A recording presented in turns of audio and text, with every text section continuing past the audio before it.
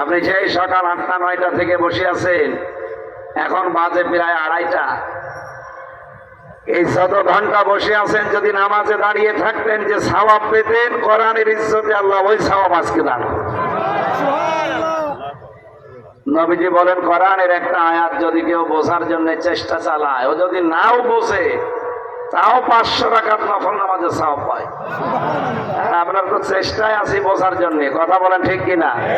আমরা আজকে বুঝে বাড়ি যাব ইনশাআল্লাহ। সুতরাং ধর্ম যার যার, উৎসব তার তার। এটা তো উৎসব না, কোরআন যেহেতু সবার, এই অনুষ্ঠানও সবার। আমরা জানি বিভিন্ন ধর্মের মানুষ আমাদের কোরআন শুনতে আসেও। সেদিন যশোরের কলেজের এক অধ্যাপক, উনি বিসিএস ক্যাডার, উনি তাফসির মাহফিলে এসেছিলেন। কুষ্টিয়ার পাটিকাবাড়ি এক খ্রিস্টান, উনিও এক কলেজের অধ্যাপক, উনিও এসেছিলেন তাফসির শোনার জন্য, পেছনে বসেছিলেন। মোনাজাত করার পরে শেষ পর্যন্ত কথা শোনার পরে আমারে বলছে, হুজুর আমি কোরআন পড়তে চাই। আমি বললাম 3 মাস আপনাকে সময় দিলাম, বাংলা, ইংরেজি, আরবি যে ভাষায় পারে। আমি তো ইংরেজি আর বাংলা পারি, আরবিটা ভালো বুঝি না, আমি শিখবো। 3 মাস পরে উনি দেখলাম নিজের থেকে মুসলমান হয়ে গেছে।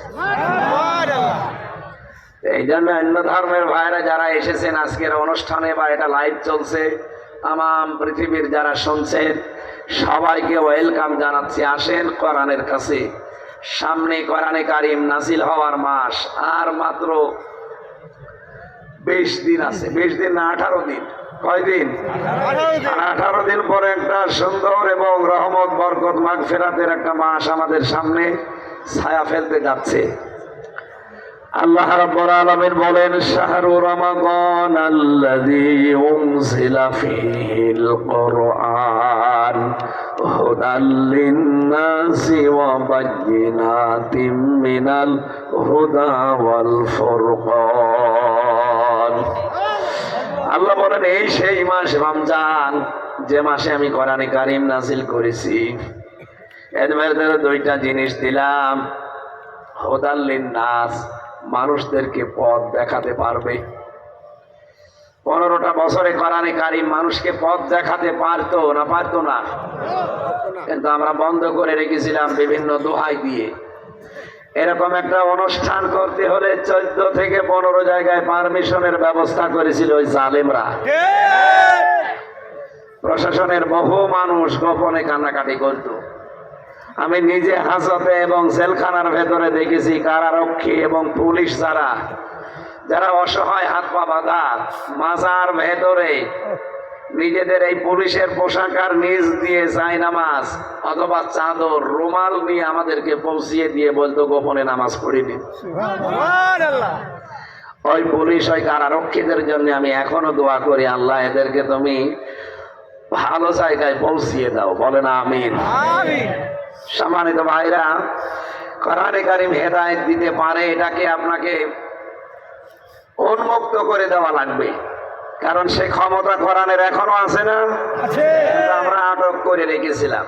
এর যেন প্রচার হতেও না পারে, এ যেন প্রসার হতে না পারে, বিশেষ করে মানুষ যেন শিখতে না পারে, এজন্য কোরআনের শিক্ষাগুলো মাইনাস করেছিল এই জালেমরা। শিক্ষা ব্যবস্থায় যারা ছিল, এই যে ফিটনেসবিহীন বিএনপি, লাইসেন্সবিহীন জামাত বলতো এক মহিলা, দীপমণি, শিক্ষা ব্যবস্থা ছিল না? ওরাটা ধ্বংস করে দিয়ে শিক্ষা, ওকে যেভাবে চালাতো দাদারা ওইভাবে চলতো। মুসলমানদের কোরআনের শিক্ষা কতগুলো ছিল আপনি বলেন? নবী জীবনী ছিল শিক্ষা নেওয়ার মতো। সত্য মিল্লা মিথ্যা বললে কি হয় সেই পার্থক্যগুলো ছিল আমাদের ইসলাম শিক্ষায়। সেগুলো সব মাইনাস করে করে এমন এমন কিছু দিয়েছে যেগুলো পড়াও যায় না, পড়ানো যায় না। আল্লাহ মনে হচ্ছে আমাদের হাতে করে বাঁচিয়ে দিয়েছে।